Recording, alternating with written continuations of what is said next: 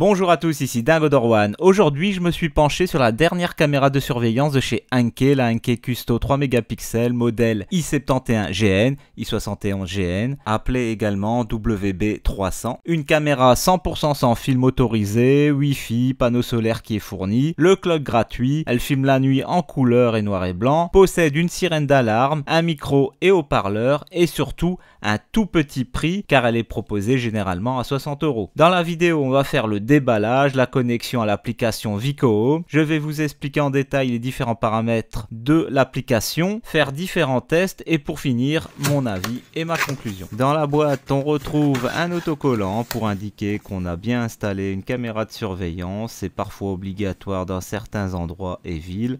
Ça peut potentiellement avertir ou dissuader un individu mal intentionné. On a un guide rapide en plusieurs langues, dont le français. On nous donne également le panneau solaire avec un câble qui est quand même assez long, de 3 mètres. Une connexion en micro USB, ce n'est pas de l'USB-C.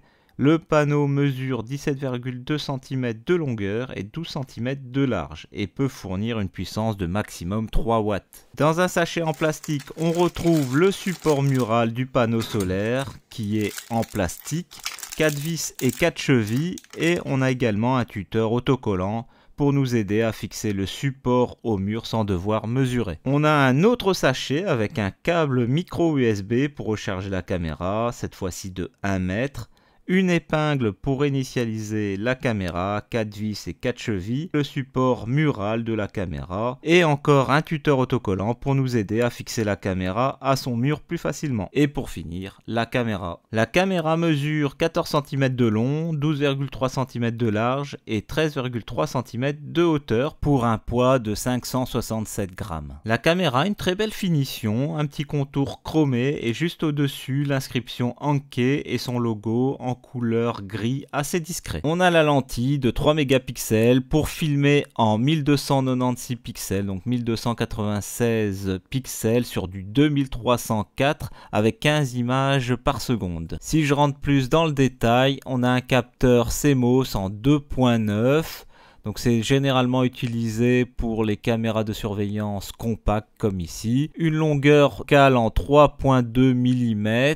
Ça offre un angle de vue large qui est idéal pour surveiller des grandes zones. Et on a une ouverture en 2.2. Donc ça indique la quantité de lumière que l'objectif peut laisser passer. Plus le chiffre est petit, plus l'ouverture est grande. Ce qui permet de capturer des images plus lumineuses, même dans des conditions de faible éclairage. En résumé, la lentille est conçue pour offrir une vue large et claire, idéale pour surveiller des espaces ouverts ou des zones nécessitant une couverture étendue. On ne peut pas le voir ici, mais on a 2 LED infrarouges pour la vision de nuit en noir et blanc. Je vous montre une photo prise la nuit. On a 2 LED d'éclairage pour la vision de nuit en couleur et en dessous à gauche le capteur de luminosité, au milieu le détecteur de mouvement et à droite le micro. On a 2 antennes rotatives pour capter le Wi-Fi 2,4 GHz, on n'a pas de Wi-Fi 6 ici. Au-dessus, un pas de vis pour soit fixer le panneau solaire, la fixation n'est pas fournie, ou soit pour fixer la caméra au plafond si la fixation murale intégrée ne conviendrait pas. En dessous, on a un cache en silicone. On retrouve le bouton pour allumer et éteindre la caméra, le port de carte micro SD de maximum 128 Go et un trou où il y a le bouton de réinitialisation accessible via l'épingle fournie. Sur la base, on a un autre cache en silicone. On retrouve la connectique micro USB. C'est là qu'il va falloir brancher le panneau solaire et on va pouvoir bien sûr recharger la caméra. Si la caméra est complètement déchargée, il va falloir 15 heures pour recharger complètement sa batterie de 9000 mAh et de préférence utiliser un adaptateur secteur de 5 volts 1,5 A. N'oubliez pas de recharger la caméra complètement avant l'installation. Pour info, j'ai reçu la caméra déjà chargée complètement. Comme vous le voyez, le cache en silicone peut se découvrir partiellement pour l'étanchéité quand on branche le panneau solaire. Et à l'arrière de la caméra, on retrouve la grille du haut-parleur. La caméra est entièrement en plastique. La motorisation permettra une vision de 355 degrés horizontale et 90 degrés 90 degrés verticale. La lentille va permettre un angle de vision assez large de 96 degrés en horizontal et 56 degrés en vertical pour une diagonale de 128 degrés. Procédons maintenant à la connexion. Vous devez être sur le Wi-Fi 2,4 GHz sur votre téléphone, télécharger l'application Vico Home, vous créez un compte. Une fois que tout ça est fait, vous appuyez sur le plus en haut à droite, vous cliquez sur ajouter un nouvel appareil, vous allumez la caméra, on reste appuyé 2 à 3 secondes sur le bouton Power.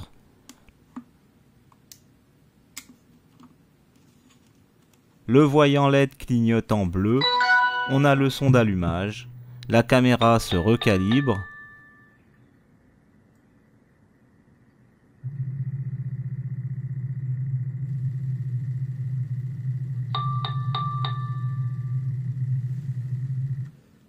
On peut cocher la case « J'ai entendu un son ».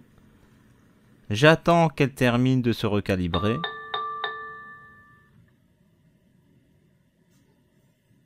Et je vérifie si la LED clignote toujours. Je peux maintenant cliquer sur prochaine étape. Ma caméra est tout de suite repérée. J'ai dû flouter car on voit le numéro de série de la caméra. Je clique dessus. Je sélectionne mon réseau Wi-Fi. Vous indiquez votre mot de passe. Vous cliquez sur suivant. Vous vérifiez que vos informations Wi-Fi sont correctes. Si c'est le cas et que vous n'avez pas fait d'erreur de mot de passe Wi-Fi, vous confirmez. Et là, la caméra va se connecter à votre réseau et il y a même une voix en français qui va vous le confirmer. Connexion réussie. Maintenant, on peut choisir le nom de la caméra. Ici, le nom va être plus ou moins important si vous désirez utiliser l'assistant Alexa. Je l'appelle personnellement Zone 25. Je choisis une pièce, la localisation.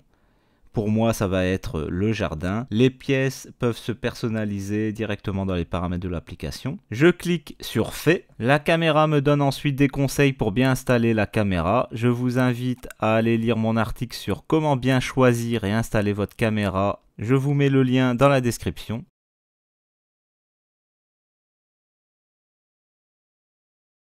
La caméra m'indique qu'il y a une mise à jour. J'ai la version 1.8.12 et je dois faire la mise à jour vers la version 1.10.1. Pendant la mise à jour, vous allez avoir un message d'erreur. Vous inquiétez pas, c'est un défaut chez Vico Home car la caméra redémarre tout simplement. Et comme elle est hors ligne, elle indique un message d'erreur. Attendez un peu que la caméra se reconnecte et par la suite vous allez voir, vous allez constater que vous avez la bonne version du système. Encore une chose, ce n'est pas obligatoire, mais une fois la caméra connectée, n'oubliez pas d'insérer la carte micro SD avant l'installation sur votre mur. Une carte micro SD de maximum 128 Go. Vous pouvez l'insérer avant ou après la connexion, ça n'a pas d'importance. Ce n'est pas obligatoire d'installer une carte micro SD pour cette caméra car vous avez le clock gratuit, des enregistrements de 20 secondes à chaque détection tous les minutes et vous pouvez revenir en arrière jusqu'à 3 jours. Vous avez également le cloud payant, je vous en parle après. La carte micro SD sera utile pour revenir en arrière sur plusieurs mois et vous pouvez avoir des vidéos d'alerte jusqu'à 3 minutes par détection. Au niveau du support, c'est un support coulissant où l'on vient clipser la caméra, il est entièrement en plastique. Ne clipsez pas le support avant d'avoir fixé le support au mur car ce sera un peu difficile de les déclipser s'il n'est pas fixé au mur. Faites attention si vous avez une gouttière comme moi de laisser assez d'espace pour faire coulisser la caméra. Les vis doivent être également très bien enfoncées dans le support, n'hésitez pas à forcer sur le plastique.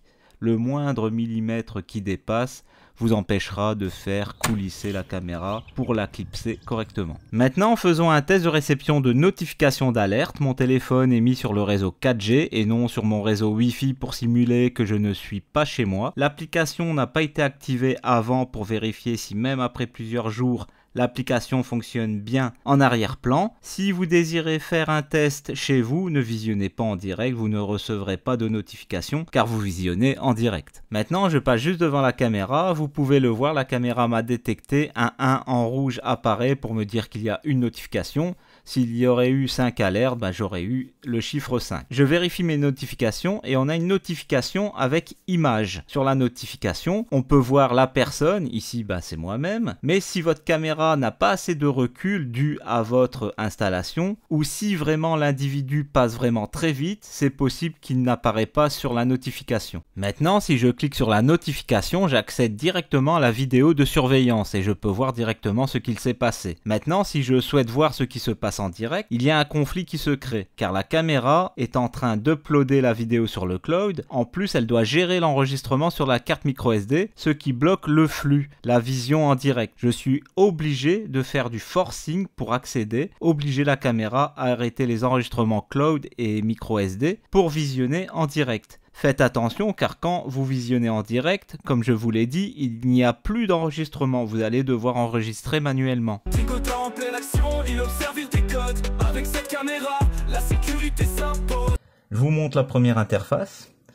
Donc là, on voit la dernière image capturée par la caméra. Au niveau de la vidéo de mouvement, on voit l'image de la caméra ici. Le nom que je lui ai donné, zone 25, vous l'avez vu lors de la connexion. En bleu, là, c'est pour dire que la détection de mouvement est activée. Le signal Wi-Fi et la batterie pour voir si elle est chargée ou non. Pas de notion de pourcentage sur la première interface. Le petit carré avec la flèche, c'est le symbole partage. Je ne vous le montre pas, mais si vous cliquez dessus, il va y avoir un QR code que la personne devra scanner. Votre ami, le membre de votre famille, devra se créer un compte. Une fois le compte créé, la personne peut scanner le QR code. Pour scanner, soit elle appuie sur le plus en haut à droite ou elle va dans utilisateur et là vous allez retrouver ajouter l'appareil d'un ami, donc vous cliquez dessus et votre ami scanne votre QR code. Ensuite vous avez la roue édentée, on va voir, c'est pour rentrer dans les paramètres, donc on va aller voir tout ça après. Vous avez ici une enveloppe, ici avec 2, donc ça veut dire qu'il y a eu 2 détections de mouvement qui vous ont été envoyées, donc j'avais fait un premier test, puis là je vous ai fait un deuxième test ici, donc c'est pour ça qu'il y a 2 dans l'enveloppe.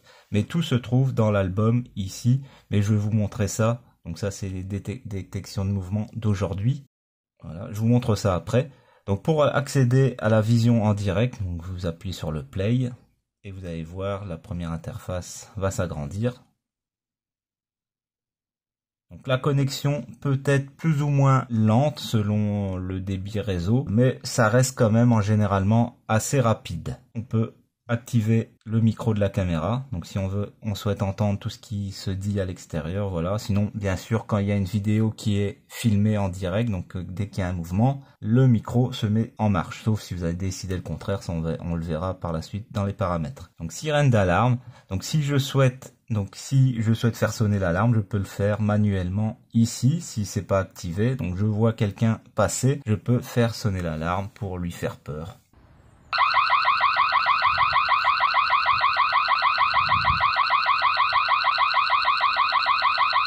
Ensuite, on a Magic Pix.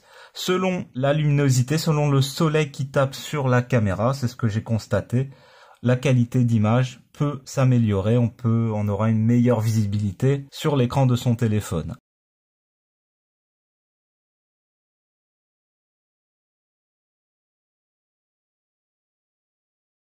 Donc ensuite, vous avez la motorisation. Le moteur est également très silencieux. Donc c'est quand même très réactif. Ça fonctionne bien. Donc là-dessus, rien à dire, ça fonctionne très bien. Ensuite, vous avez ici l'onglet du parlophone. Donc c'est un système de talkie-walkie, on ne peut pas le changer, ça pour juste appuyer et que ça continue en diffusion. Non, ici ils ont choisi que talkie-walkie. Donc j'appuie et là tout ce que je dis est diffusé à travers la caméra. Testons maintenant le haut-parleur avec la 4G. Donc ici je suis en 4G+. Donc normalement ça devrait faire comme le Wi-Fi. C'est pour vous montrer que en dehors du réseau local, si vous êtes à l'extérieur, etc., ça fonctionne exactement comme le Wi-Fi. Il n'y a aucune différence. Donc vous pouvez vous connecter à votre réseau. Donc bien sûr, il faut quand même un bon réseau quand vous êtes à l'extérieur, sinon ça risque de mal fonctionner comme votre connexion Internet. Donc ça devrait bien fonctionner. Donc normalement, l'interlocuteur de l'autre côté devrait bien m'entendre. Voilà, testons maintenant si le son du haut-parleur est assez fort, si le son bien compréhensible, il n'est pas assuré, la personne de l'autre côté de la caméra peut bien m'entendre. Donc normalement, il ne devrait pas avoir de problème. Donc que le haut-parleur devrait être assez bon pour bien donner le son de ma voix, pour bien rendre le son de ma voix. Donc là, je vois déjà au niveau du signal que c'est bon. Donc normalement, de l'autre côté, on devrait bien m'entendre. Voilà, je suis devant la caméra. Testons maintenant pour le micro pour savoir si le son est bon, s'il n'y a pas de coupure, de hachure au niveau du son. Il y a beaucoup de vent ici, donc je ne sais pas si vous entendez le vent ou pas, mais tant que ça capture le son de ma voix, c'est le principal. Et si vous entendez tout, le principal problème en général dans les caméras, c'est qu'il y a des micro-coupures, des hachures, et le son n'est pas terrible. Donc, on va voir si le son a bien été retransmis sur, et si vous avez bien entendu et bien entendu ce que j'ai dit, tout a bien été retransmis.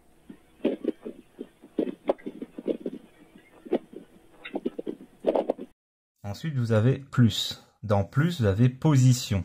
Donc, dans position, vous pouvez programmer jusqu'à maximum 5 positions. Donc, pour programmer une position, donc je vais éteindre ici, par exemple. Je vais descendre la caméra là. Je vais tourner un petit peu.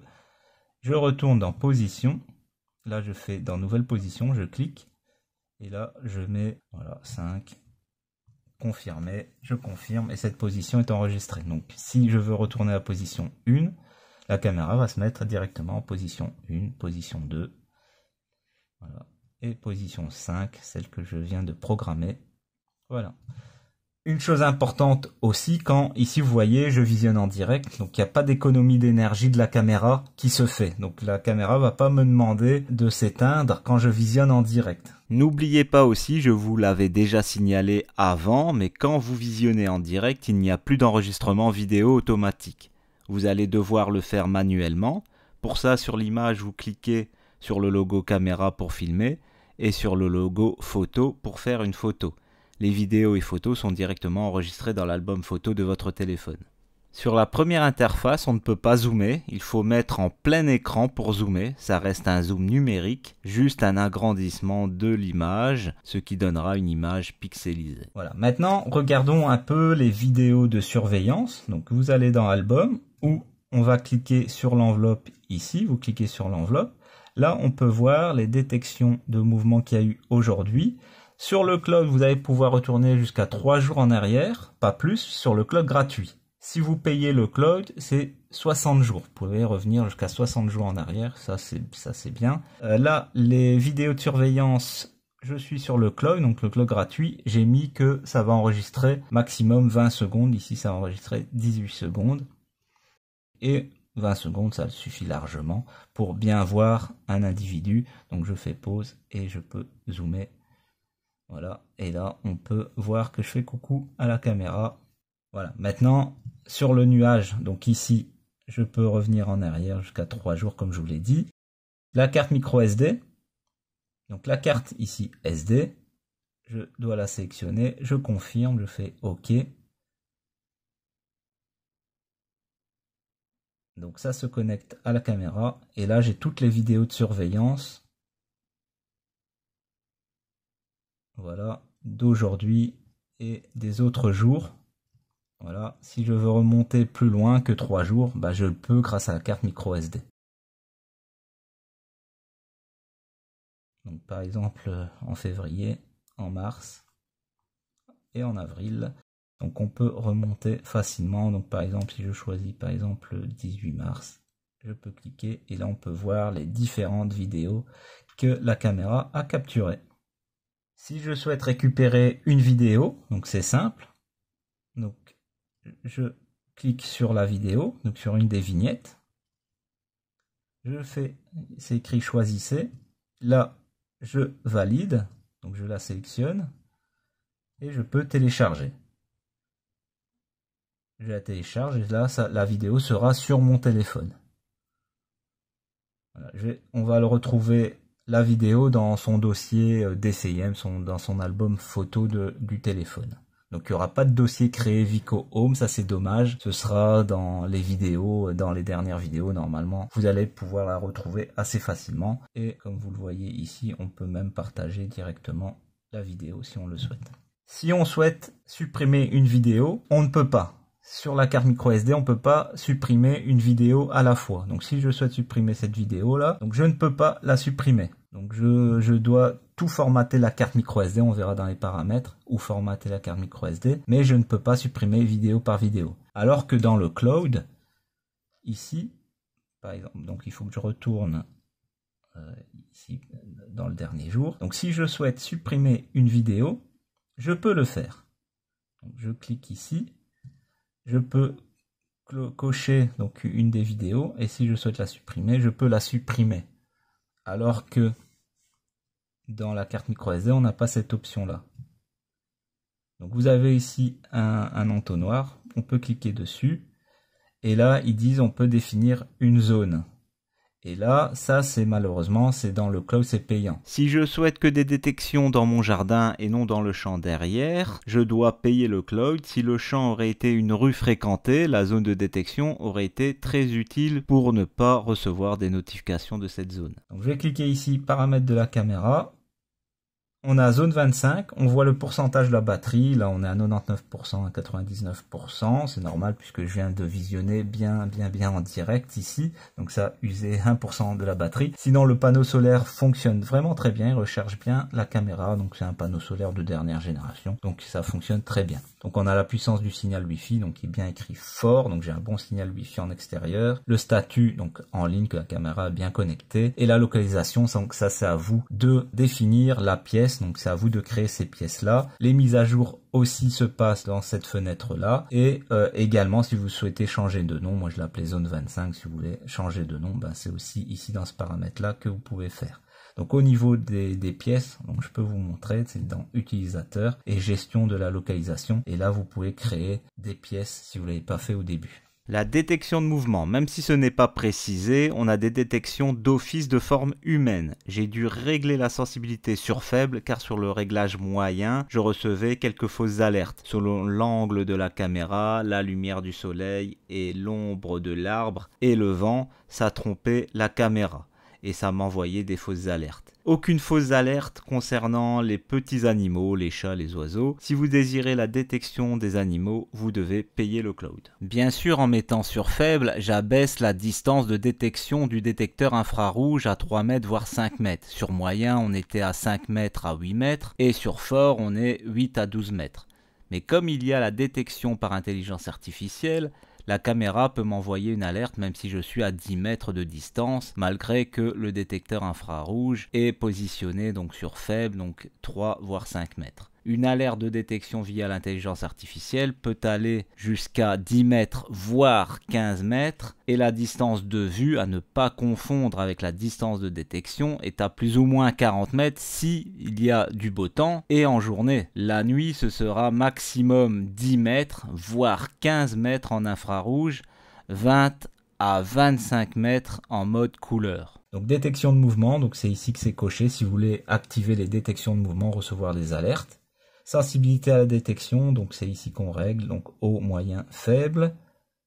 Paramètres d'enregistrement, définir le temps de recharge du cloud, donc tous les minutes, et durée d'enregistrement au niveau du cloud, 20 secondes. Donc si vous payez le cloud, vous pouvez aller jusqu'à 3 minutes dans les paramètres au niveau enregistrement.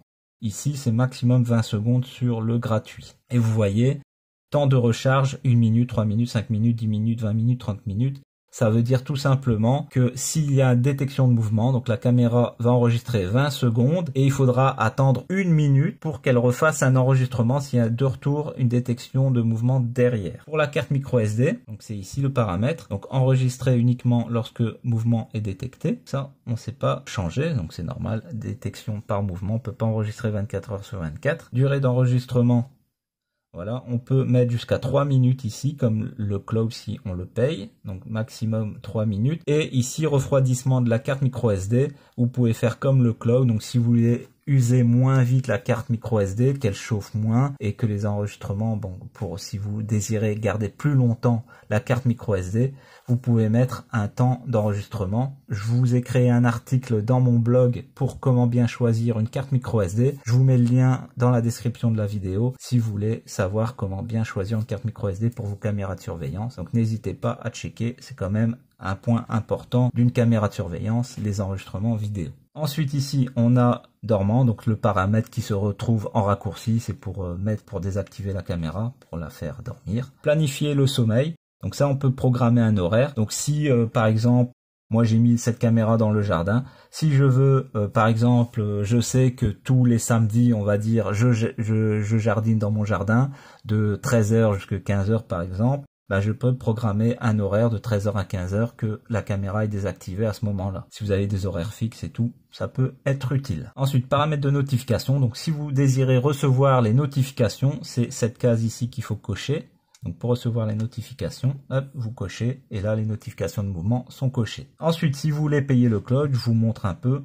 Donc vous avez en mensuel, en annuel bien sûr c'est moins cher, donc vous gagnez un petit peu, mais sinon c'est 5 € en mensuel. Et si vous voulez plusieurs caméras de chez Anke qui fonctionnent avec Vico Home bien sûr, on est à 11 € au niveau du cloud et en annuel, donc 120 €. Donc si on paye le cloud, bien sûr vous avez des avantages, donc 3 jours pour le système gratuit, 60 jours max donc de sauvegarde des vidéos si vous payez, 20 secondes d'enregistrement contre 3 minutes si vous payez, les alertes de mouvement, donc ça c'est pareil, hein, on a toujours la même chose, Mars Push, zone d'activité, alerte personnelle, alerte pour animaux de compagnie, alerte pour véhicule. Donc si vous voulez les alertes pour véhicule, pour qu'elle a la reconnaissance de véhicule, bah, vous pouvez recevoir une notification comme quoi c'est bien un véhicule. Pour les animaux de compagnie aussi, ça peut être pratique. Alerte pour colis, donc ceci si vous mettez cette caméra qui donne la vue sur votre porte d'entrée, vous pouvez savoir si c'est un colis ou pas. Détection 0 retard, plus de fonctionnalités premium à venir, donc il travaille sur d'autres fonctionnalités. En espérant qu'il travaille sur la reconnaissance faciale, la reconnaissance des propriétaires, des habitants du logement, ce qui évite encore plus les fausses alertes. Vous avez l'ancienne version avec le plan, donc qui coûte un peu moins cher, mais ça reste l'ancienne version.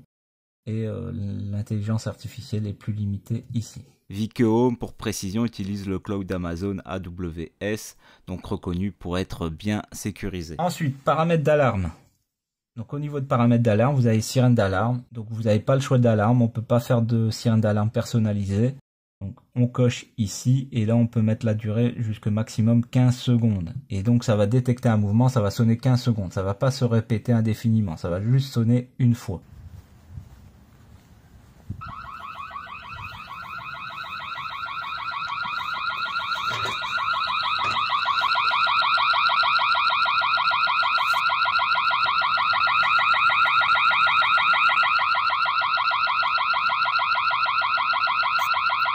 Ensuite, flash d'alarme, donc ça c'est pour faire flash stroboscopique. Donc ça fait flash stroboscopique mais que vraiment 2 secondes, hein, maximum.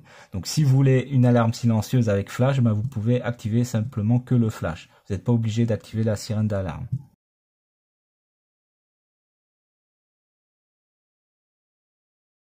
Ensuite, paramètres vidéo. Donc résolution d'enregistrement, là ils utilisent le terme 2K, j'aime pas ça puisqu'on est que sur du 1296p. Pourquoi les fabricants utilisent le terme 2K? Bon, c'est plus facile pour, on va dire, les consommateurs. Mais moi j'aime pas ce terme là parce que un fabricant, s'il est au-dessus de 1080p, bah, il peut afficher, donc s'il est à 1081p, bah, il peut dire que c'est du 2K, que c'est au-dessus du Full HD. C'est un terme vraiment marketing le 2K. Ici on est sur du 1296p maximum. Donc faites attention à ça parce qu'il y a certaines caméras, ils vont jusqu'à 1440p. On peut également mettre en SD, c'est du 680p, utile si jamais vous avez vraiment un bas débit réseau. Faire pivoter d'image, ici ça sert à rien puisque je vous déconseille de mettre la caméra à l'envers. Donc faire pivoter d'image, c'est pour mettre la caméra à l'envers. Mais sur ce modèle-là, ne le faites pas puisque ça va dérégler au niveau des capteurs de mouvement, du micro, etc. et au niveau de l'étanchéité. Donc ça peut poser un problème. Donc si vous mettez la caméra à l'envers, donc ça retourne l'image. Donc si jamais vous avez l'image à l'envers, c'est que cette fonction-là est désactivée. Ensuite, vous avez l'anti-scintillement. Donc, si vous avez des problèmes de qualité d'image, vous pouvez activer ou désactiver ici. 50 Hz pour l'Europe, c'est bien. Aux États-Unis, on va mettre plutôt 60 Hz. Horloge de 12 heures. Donc, si vous voulez pas l'heure en 24 heures, vous pouvez mettre en 12 heures. La vision nocturne automatique. Donc, ça, si vous voulez, dès qu'il fait nuit, donc le capteur de luminosité active la lumière ou l'infrarouge, c'est ici qu'il faut activer. Donc, si vous n'activez pas la fonction nocturne automatique, quand il fera nuit, vous ne verrez rien à l'image puisque ce sera tout noir. Donc le noir, donc le mode infrarouge noir et blanc sera désactivé, mode couleur également. Donc là vous pouvez choisir entre mode couleur, donc qui va allumer l'éclairage de la caméra, ou le mode infrarouge qui va allumer les LED. Donc on n'a pas un mode automatique qui va choisir entre l'infrarouge ou le mode couleur. Cette caméra ne l'a pas. Donc c'est vous qui devez choisir soit noir et blanc, soit mode couleur.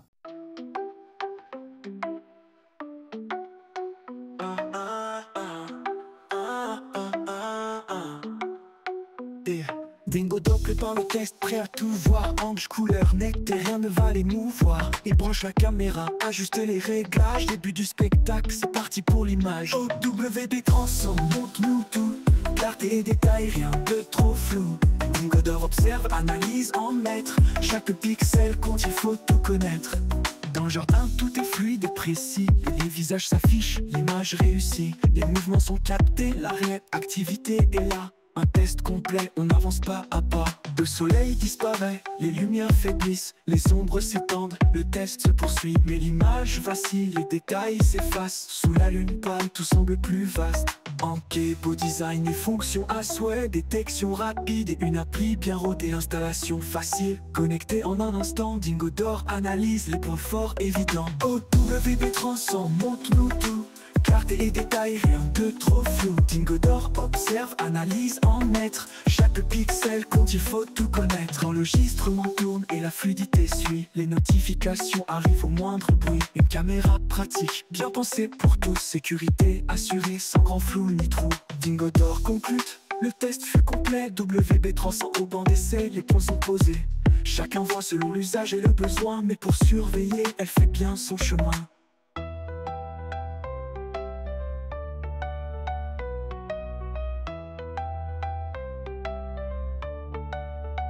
OWB transcend, montre-nous tout. Clarté et détail, rien de trop flou. Dingo d'or observe, analyse en mètres. Chaque pixel compte, il faut tout connaître.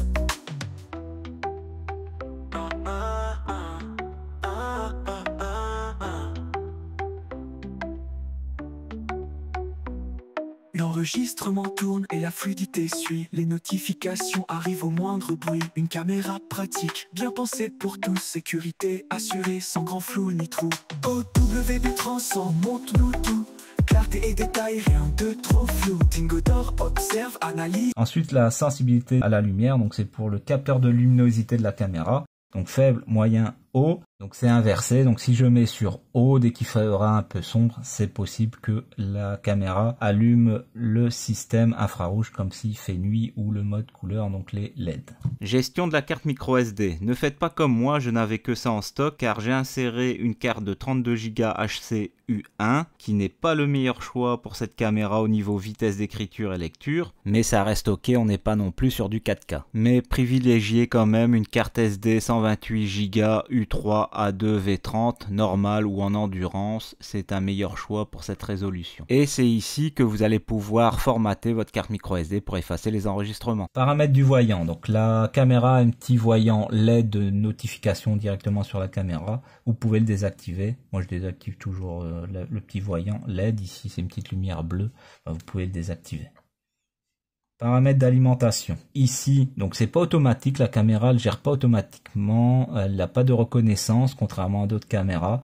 Donc source d'énergie, j'ai mis panneau solaire, sinon vous pouvez mettre sur brancher si vous la branchez sur secteur, ou alimentation par batterie. Donc si jamais vous branchez pas le panneau solaire, vous pouvez changer le paramètre. Je ne sais pas si c'est efficace ou non, donc j'ai pas vu de différence si je mettais branché ou alimentation par batterie. Au niveau utilisation, j'ai pas vu de différence, mais c'est possible que au niveau préservation de la batterie, c'est important. Auto on après la charge, une petite fonction qui va rallumer la caméra automatiquement une fois la caméra chargée. Les paramètres audio, C'est ici que vous allez pouvoir régler le volume du haut-parleur et régler la langue et le volume de la voix qui sert juste à la connexion. Et c'est ici aussi que vous pouvez couper le micro, soit quand vous visionnez en direct ou soit couper le micro dans les vidéos d'alerte. Réglage panoramique. Ce paramètre sert à étalonner, recalibrer le moteur de la caméra si jamais vous constatez un problème de mouvement, de positionnement. Vous avez encore ici le paramètre partage que j'ai déjà montré au début. Vous avez également guide d'installation, un petit guide pour bien installer, positionner la caméra. Et tout en bas, vous avez éliminer la caméra. C'est pour supprimer la caméra si jamais vous devez faire une reconnexion,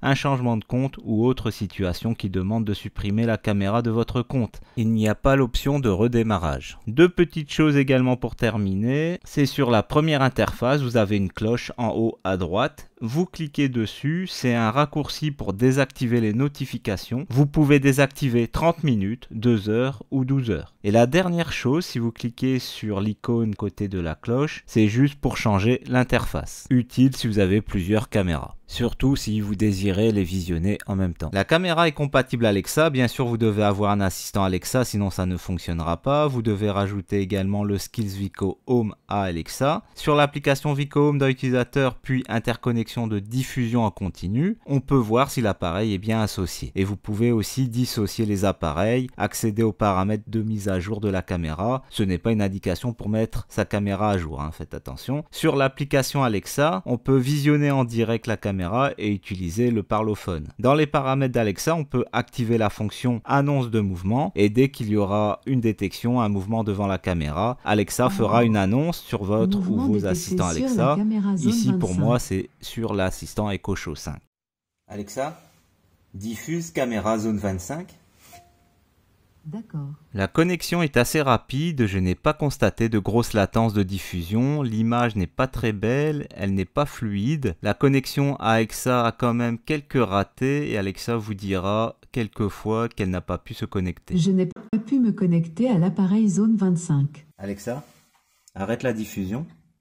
Dans détail tout, des points faibles aux atouts. La custo se défend, ses arguments sont partout. Allez, passons à ma conclusion. Passons déjà en revue les points positifs. Parlons déjà du prix. Donc la caméra est proposée à 60 €, ce qui est un prix vraiment démocratique, surtout pour une caméra sous batterie, avec panneaux solaires, les supports qui sont fournis, elle a une très belle finition, donc c'est un plastique quand même de qualité, j'ai pas constaté de jaunissement du plastique, une belle qualité de fabrication, un cloud gratuit qui permet d'accéder aux vidéos même si la caméra est déconnectée. Sauvegarde des vidéos sur cloud 3 jours, 20 secondes d'enregistrement toutes les minutes, sans restriction de stockage. Des notifications d'alerte avec photo, caméra motorisée avec création jusqu'à 5 positions favorites. De l'éclairage LED pour la vision de nuit en couleur, un haut-parleur et un micro quand même de bonne qualité, une sirène d'alarme, des détections de mouvement avec la détection de forme humaine intégrée, une application assez complète, conviviale, simple d'utilisation. L'application ne nous propose pas à chaque lancement de payer le clone, il n'y a pas de pub sur l'application non plus, on a juste la mention mettre à jour, il n'y a pas de blocage des téléchargements sur la carte micro SD, bref un prix bas sans nous pousser à l'achat d'un cloud, sauf pour certaines fonctions. Maintenant, passons en revue les points négatifs. Déjà, sur la fiche technique, on nous vend une lentille de 3 mégapixels, ce qui est correct, mais avec une résolution de 2048 sur 1536. C'est un format 4/3. En réalité, on a une résolution à notre avantage pour une caméra de surveillance. Comme je vous l'ai indiqué, on a une résolution de 2304 sur 1296, 1296, un format 16/9. Ce qui me chagrine, c'est plutôt l'autre erreur, car on nous indique un codage vidéo en H265 alors qu'on est seulement en H264. Le H265 aurait été préférable pour avoir une meilleure qualité d'image car une meilleure compression, 30 à 50% plus net quand même. On aurait pu économiser jusqu'à 50% de stockage, on aurait utilisé aussi moins de bandes passantes et moins de consommation d'énergie, même si ici c'est pas trop grave. Ça ne reste que mon avis, mais je ne suis pas fan de leur support coulissant, qui peut poser problème si vous avez un plafond ou une gouttière comme moi. Il va falloir mettre la caméra un peu plus bas.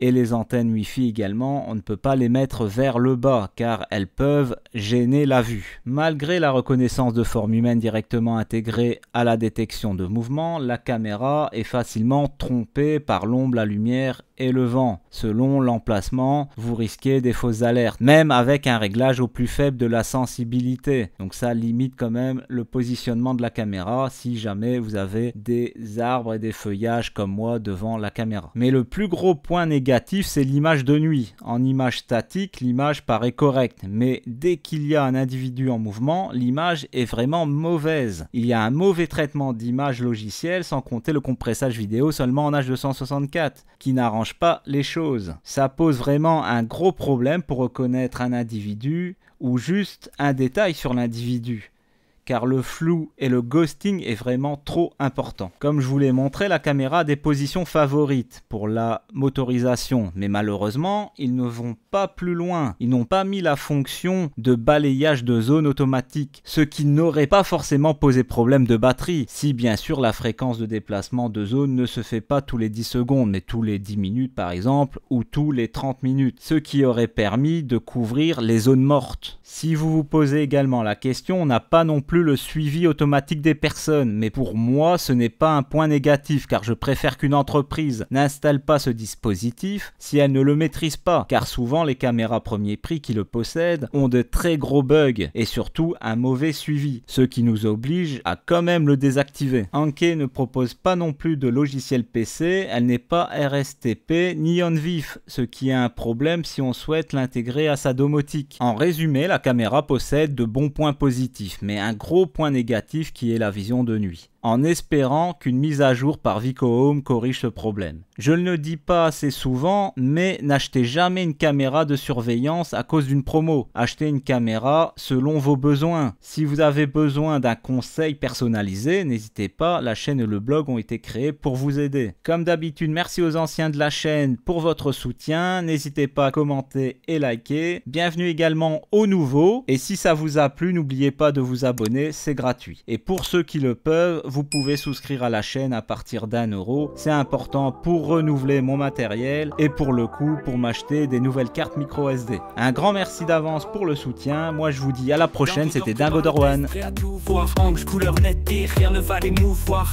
Il branche la caméra, ajuste les réglages. Début du spectacle, c'est parti pour l'image. OWB transforme en tout. Carte et détails, rien de trop flou. Dingodor observe, analyse en mètres. Chaque pixel compte, il faut tout connaître. Dans le jardin tout est fluide et précis. Les visages s'affichent, l'image réussit. Les mouvements sont captés, la réactivité est là. Un test complet, on avance pas à pas. Le soleil disparaît, les lumières faiblissent. Les ombres s'étendent, le test poursuit. Mais l'image vacille, les détails s'effacent. Sous la lune pâle, tout semble plus vaste. Ok, beau design et fonction à souhait. Détection rapide et une appli bien rodée. L'installation facile, connectée en un instant. Dingodor analyse les points forts évidents. OWB transforme en tout. Carte et détails, rien de trop flou. Dingodor observe, analyse en mètres. Chaque pixel compte, il faut tout connaître. L'enregistrement tourne et la fluidité suit. Les notifications arrivent au moindre bruit.